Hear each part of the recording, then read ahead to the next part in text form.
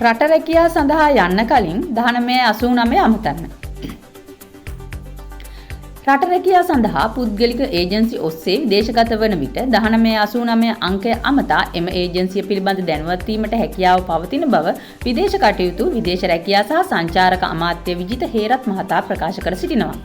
රැකියා සඳහා විදේශගත කරන බව පවසමින් මුදල් වංචා කරන පුද්ගලයන් සම්බන්ධයෙන් පසුගිය දයනම් 12 වනදා පාර්ලිමේන්තුවේදී පැවති විදේශ කටයුතු විදේශ රැකියා සහ සංචාරක කටයුතු පිළිබඳ අමාත්‍යාංශීය උපදේශක කාරක සභාවට සහභාගී වූ මන්ත්‍රීවරුන් විසින් ප්‍රශ්න කරන ලැබූ අතර ඊට පිළිතුරු දෙමින් විදේශ කටයුතු රැකියා විදේශ සංචාරක අමාත්‍ය විජිත හේරත් මහතා මේ බව ප්‍රකාශ කර සිටියා.